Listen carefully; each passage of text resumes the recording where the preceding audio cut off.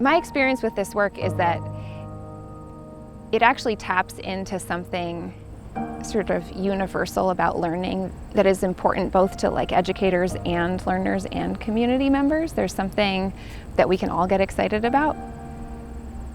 Learning that's actually happening in connection to our place.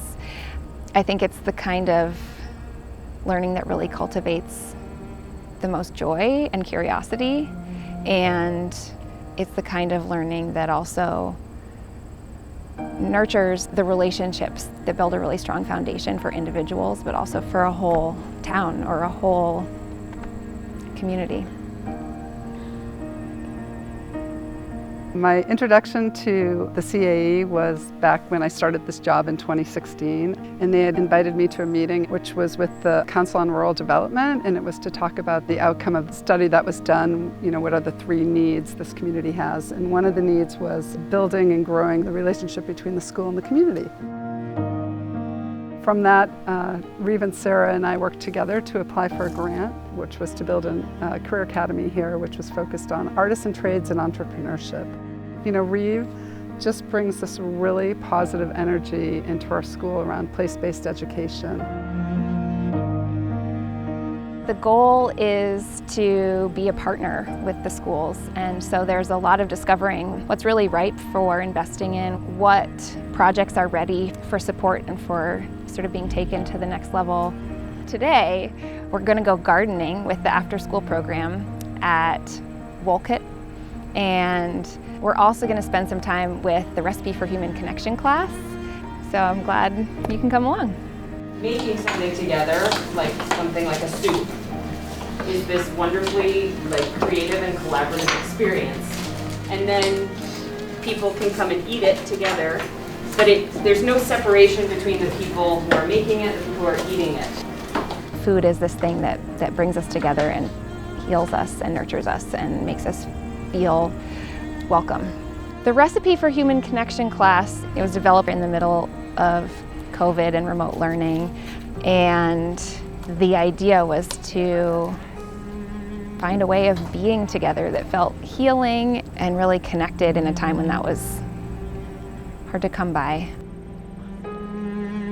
So today we have Rose from the East Hardwick Community Meal, who is coming to share about that project, and our class is going to work on prepping a bunch of vegetables that we have gleaned and harvested from our own Hazen greenhouse, and they will be used for that community meal.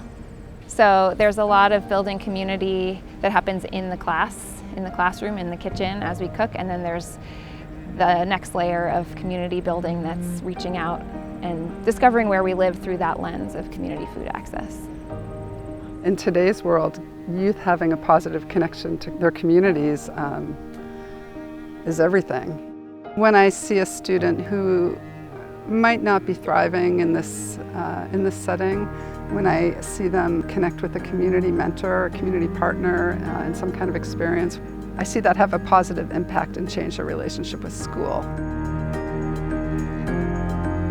At the Wolcott School, one of the ways that we've been able to put more energy into the garden was by partnering with Reach and having groups of kids come and meet me in the garden to do all kinds of projects, including a lot of hard work.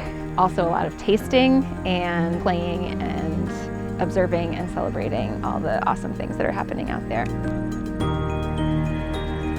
Joy is such an essential ingredient in the well-being of a community. It's an essential ingredient in learning. I think that it's our responsibility, those of us who are holding space for youth and creating and designing school systems, to make sure that joy is prioritized. Being outside working with kids in the garden, so often all of a sudden they'll just burst into song together as their hands are in the dirt or as they're shoveling, or it's just an amazing reminder of how powerful it is to do good work together. I love witnessing young people discovering how much the earth loves them and how much they love it back. And really, any person of any age, that's an amazing thing to witness. But it's something that gives me a lot of hope. And I also feel like that experience tends to result in kids having this like increased capacity to send that kindness and that love outwards into, towards other people as well. So it really, that whole thing of the way that the natural world and working together in it inspires people to love themselves and love each other. It's very, very inspiring for me.